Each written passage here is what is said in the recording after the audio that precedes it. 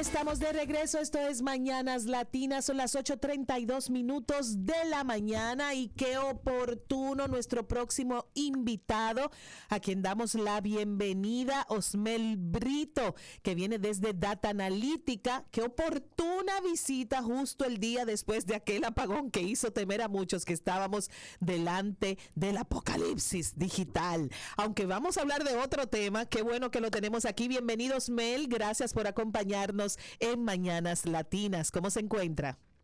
Buenos días, Nereida. Muchísimas gracias por la invitación. Y sí, coincidencialmente, después de este blackout de la red social más importante o más visitada de Internet con sus aliados, WhatsApp e Instagram, nos ha puesto a pensar, o sea, en este mundo de la inmediatez. De hecho, ayer un amigo comentaba de que, bueno, volvimos al email. Volvimos a ver lo útil que es el email. Surgieron todo tipo de memes, desde una señora encontró a su hija que estaban en su misma casa y tenían semanas que no se veían y todo lo demás. Pero si pudiéramos explicar rápidamente, Osmel, ¿qué fue lo que pasó ayer para que nuestros amigos oyentes pues se enteren? Porque solo sabemos que sufrimos el apagón, pero ¿qué lo provocó?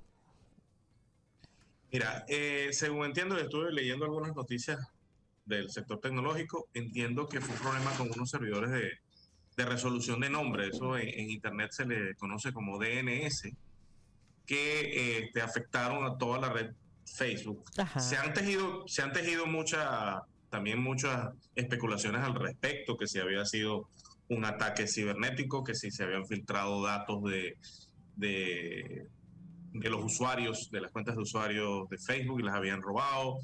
Pero entiendo, la última noticia más oficial al respecto fue eso, que unos servidores de nombre no podían resolver, y por ende ningún dispositivo conectado, que lo que hace es, digamos, traduce lo que uno escribe cuando uno escribe en su navegador, en su teléfono celular, www.facebook.com, eso lo tiene que traducir a una dirección física. Exacto. Y hace todo el recorrido por la red, que para nosotros como usuarios es transparente. Ah, ok, perfecto, y se lo agradecemos muchísimo esta aclaración, porque definitivamente hubo todo tipo de conjeturas, pero definitivamente fue mostrándonos que dentro de ese mundo digital también hay cabida para los errores y que pueden ocurrir. Y usted, precisamente como socio principal y director general de Data Analítica, pues viene a aclararnos también con respecto a la ciencia de datos y a esas cookies y a esos botones que uno acepta. ¿Qué son los cookies? ¿Qué son esas? ¿Qué es eso? Que uno acepta. ¿Qué es la ciencia de datos? ¿Para qué sirve eso? Esa que acaba de escuchar es nuestra compañera Sabrina Gómez. Vamos a ver, Osmel. Sabrina, mucho gusto. Bueno, mira, te cuento rápidamente. Con la aparición de esto, del Internet como lo conocemos hoy en día, que no tiene más de 15, 20 años en este desarrollo, ha habido una explosión de datos, ya que los dispositivos móviles los llevamos a todos lados y hacemos operaciones, le damos un me gusta en Instagram. Ajá. Vemos un video en YouTube, vemos películas ahora por Netflix y todo ese tipo de cosas. Y las empresas han ido recopilando, producto de ese proceso, recopilando datos de nuestro accionar. La ciencia de datos no es más que hacer análisis sobre esos datos, pero no análisis simple, no solo hacer un gráfico que me diga, bueno, cuántos clientes nuevos tuve o cuántos likes nuevos tuve, sino hacer un poquito de análisis más profundo en donde puedas sacar inferencias a partir de los datos que vas recopilando. Esto ocurre en cualquier empresa, o sea, siempre vemos las empresas tecnológicas, pero las empresas de otros sectores están también haciendo uso de esto, de algunas desde hace mucho tiempo, con otro tipo de técnicas, y ahora se suma todo este boom de datos alrededor del Internet. Pero esos análisis, ¿qué tanto de mí sacan, o de mi familia, o de mis hijos? ¿Qué tan peligroso puede ser, o es algo que no es de peligro? Muy interesante tu pregunta, y es algo que a mí siempre me preocupa. Hay, digamos, tres doctrinas alrededor de este tema de los datos. Uh-huh. La doctrina, digamos, que principalmente domina esta zona, que marcada por lo que se desarrolla en Estados Unidos, que es que los dueños de los datos son las empresas. A la larga, los datos, esta producción de datos, no es más que un subproducto de la actividad empresarial. En Europa ya está desarrollada toda una doctrina, incluso hay regulaciones bastante fuertes al respecto, en donde los datos son de las personas, aunque las empresas los recopilen. Esa regulación está avanzando en un sentido, a mi punto de vista, bastante interesante, porque pone en evidencia de que las empresas no pueden usar arbitrariamente los datos. Incluso aquí en República Dominicana, hace algunos años, y hago siempre la referencia, encontré una jurista que apelaba a algo que se llama el derecho al olvido. Al principio yo no entendía el asunto, no soy abogado, estudio un poquito las cuestiones de leyes, pero no es mi profesión, y descubrí que eso es producto de esta doctrina europea, de que la gente tiene derecho a que se te olvide, o sea, que te borren tus datos del internet, del buró de crédito, incluso que tú, cuando dejas de ser cliente, no sé, de una empresa de telefonía o de una empresa, o pagaste ya tu carro, por decir algo, tú le exiges al banco, bueno, por favor, me borras el historial de mis pagos, el historial, porque yo no quiero más relación contigo. Bueno. Y la tercera doctrina, muy peligrosa, que hay que tener muy en cuenta, es la doctrina china, en donde el Estado es dueño de los datos. Totalmente. Ay, no me gusta eso. Incluso de todo, óyeme, y uno diría, porque yo tengo como sentimientos encontrados con respecto a esa doctrina. Son tantas las personas y ellos manejaron de una manera tan eficaz el tema del COVID, por ejemplo, con la lectura facial, con la lectura de temperatura, que tú ibas caminando por una calle y una cámara le iba diciendo a una gente que estaba en un cuarto, esa persona lleva fiebre. ¿En serio? Y iban y te recogían y te guardaban. Eso es de las cosas que dicen, pero es peligrosísimo. Pero es muy peligrosa porque le da al Estado total potestad sobre ti. Ay, exactamente. No. Y no solo es China, ojo, y no solo es China. Pongámoslo en contexto. Países como Australia o Argentina están...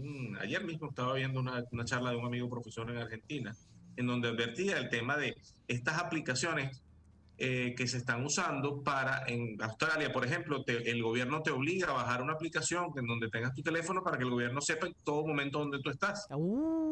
Entonces, si tú sales de tu casa en horarios no permitidos, el gobierno puede ir y enviarte el ejército, la policía, a arrestarte y a obligarte a estar en tu casa. ¿Tú te acuerdas la película Osmel que se llamaba Minority Report? Minority Report. Claro, que era que antes de que tú cometieras el crimen, unas personas iban y te llevaban preso porque unas personas imaginaban o tiraban un algoritmo que tú podías estar a punto de cometer un crimen. Entonces, esas son de las cosas. Y bueno, y recuerda una cosa, a la larga las tecnologías son herramientas. Lo mismo que un martillo, por ejemplo. Tú con un martillo puedes hacer muchas cosas, pero también puedes matar personas con un martillo. Exactamente. Lo mismo, la tecnología son herramientas que nos permiten liberar recursos, nos permiten liberar tiempo, o sea, nos facilitan el tiempo, pero también está la otra cara que todavía, y yo siento que es algo que se debe estudiar en las escuelas de derecho, no solo en las escuelas de tecnología, en las escuelas de derecho, en las escuelas de economía, cómo la privacidad está puesta en peligro. Obviamente, estas aplicaciones, sobre todo pensemos en las aplicaciones de moda, sí, Instagram, TikTok, estas aplicaciones han venido a satisfacer una necesidad que tenía mucha gente, que era de exponerse públicamente. Antes las personas públicas eran o los políticos, los artistas de televisión. Ha democratizado el talento, ha democratizado exacto. Ha masificado, a mí no me gusta mucho la palabra democratizar, más bien masificado el talento. O sea, cualquiera puede montar un canal de televisión, cualquiera puede montar un canal de radio sin permiso del Estado. Eso me parece maravilloso. Y pero también tiene un riesgo enorme. ¿Por qué? Porque los estados, y no importa el signo que sea, ahí llegamos al punto de que no importa el signo que sea, pueden usar esas informaciones, sí, pueden, por un lado para protegernos, sí. No sé si, ya que mencionas películas, yo hace algunos meses hice un análisis con un amigo español en un canal de YouTube, por cierto, sobre la película Robocop, la nueva Robocop, la de 2013, que es un muy buen ejemplo de esto, o sea, de un robot que le meten en su cerebro toda la base de datos de crímenes, entonces él puede saber en dónde momento se está cometiendo crimen. Y bueno, eso quizás nos puede hacer sentir seguros, pero a la vez estamos caminando hacia un mundo orwelliano, en donde el Big Brother, el gran hermano, siempre nos está observando como para que no te portes mal, porque si te portas mal, entonces, y parte de nuestras libertades, yo siento que pueden estar en peligro. Si nosotros como ciudadanos no discutimos, o sea, no discutimos, nos plantamos de frente a las autoridades diciendo, ok, puedes usar las informaciones hasta un punto, pero hay cierto punto que tenemos que... Y qué bueno que eso viene de una persona que es socio principal de una agencia que se llama Data Analítica, porque eso me habla de ética, eso me habla de una persona que no le interesa saberlo todo, sino lo necesario. Y ya para finalizar, porque el tiempo se nos ha ido agotando, pero nos encantaría que esta sea la primera de varias conversaciones, viene por ahí un censo. Y cuando hablamos de censar la población, nos vamos dando cuenta de que nosotros necesitamos tener datos, tener información, tener números, cantidades. Con respecto a los datos y el censo, ¿en qué se parecen este tipo de información que se comparte en redes con el número duro que va a generar, por ejemplo, un censo nacional de población? Bueno, fíjate una cosa. Los censos es algo histórico, tan histórico es que Herodes se dio cuenta que Cristo había nacido porque estaban haciendo un censo. Porque censaron, exactamente. Exacto. Hasta en la Biblia sale el tema de los censos. Los estados siempre han necesitado censar a la población para saber dentro de su territorio, el territorio que controla, cuánta gente hay. Obviamente, en la medida que las sociedades se han hecho más complejas, necesito preguntar más cosas, que si la casa es propia, que si cuántas personas viven en la casa, si trabajan, si estudian, etcétera. Que si trabajan, estudian, porque bueno, el Estado necesita esos datos para hacer sus políticas públicas. Algo que hay que reconocer, de verdad, hay instituciones, sin importar el gobierno que sea, porque creo que vienen trabajando desde hace muchos años. Algunos años, como la Oficina Nacional de Estadística, ahora el Ministerio de Industria y Comercio, Planificación y Desarrollo, las Direcciones Generales de Impuestos y Aduanas. Ellos están haciendo un trabajo enorme de recopilación de datos y a hacer análisis de datos importantes, sobre todo en nuestros países, en donde la cultura de que los datos estén bien, o sea, que el proceso de generación de datos, ¿cómo se llama esto? Es un proceso complejísimo, y es un proceso que te vas a encontrar datos sucios, datos incompletos, datos... Entonces, aquí, de verdad, estas instituciones públicas están haciendo algo bien importante. Yo creería, en una opinión personal, ya más allá de conocer cómo será la técnica de censo, que obviamente las informaciones de las redes sociales pueden complementar muchísimo lo que recopilan los gobiernos con los censos. Exactamente. O sea que pudiera haber una sinergia entre unos datos y otros. Sí, se puede recoger perfectamente porque, bueno, ya el censo es para empadronar a tu población. A partir de ahí tú puedes, bueno, hacer cruces, vamos a ver por nombre, las personas que tienen redes sociales, etcétera.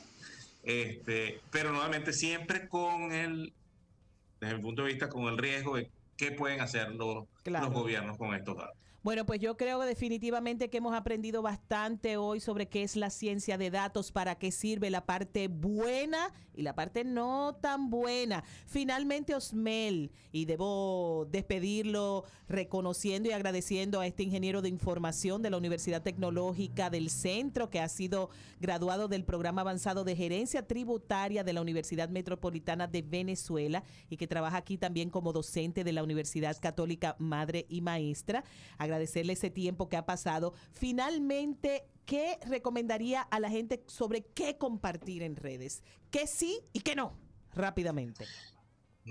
Mira, yo siento que uno tiene que... Eso es potestad de cada quien, como te sientas cómodo. Pero obviamente, por ejemplo, mi mamá, que es una persona mayor, ella empezó a usar el internet. Yo le decía, mira, hay cosas que no se pueden compartir. O sea, tú no puedes decir que de repente... Cuando ella vivía en Venezuela, que tu hijo vive fuera, porque entonces tú no sabes quién ve eso, y entonces exactamente. Déjame yo grabar eso, la mandárselo a mi mamá. Exacto.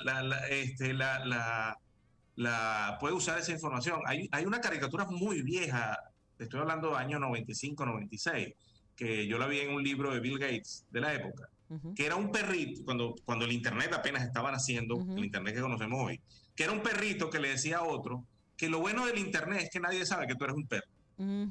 Exactamente. Entonces, esos son los riesgos del mundo virtual. O sea, tú no sabes quién está leyendo lo que tú estás compartiendo, porque así como lo pueden leer tus amigos, ¿sí? Tú tienes una red social donde conectas con tus amigos, pero si tú no colocas la privacidad de vida, puede llegar a delincuentes. Los delincuentes pueden usar esa información porque la información es pública. Exactamente. O como se habla en algunos países, temas como vinculados a pedofilia, persecución de menores, a tráfico de menores. Exactamente. O sea, puede usarse.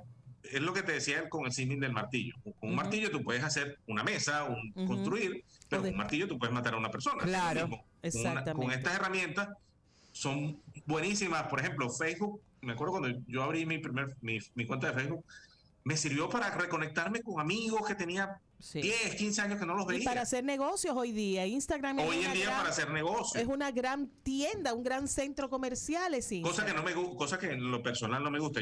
A mí me gustaba más el Instagram, nada más de compartir fotos bonitas, personales, bonitas. Pero ahora que se ha vuelto tan comercial, de hecho hasta he pensado, dije, no, yo voy a cerrar mi cuenta. Pero a veces como uno trabaja en esto, dice, bueno, hay que quedarse. Bueno, pues Osmel, gracias por este tiempo, gracias de todo corazón. Esperamos de nuevo volver a conversar con Data Analítica a través de usted. Y muchísimas gracias por habernos acompañado en Mañanas Latinas. Un fuerte abrazo. Y nosotros, muchas gracias. Gracias. Continuamos en breve con más del contenido. Nuestra querida Isadora Bruno está aquí en cabina, así que no se muevan. Vamos a hablar de danza.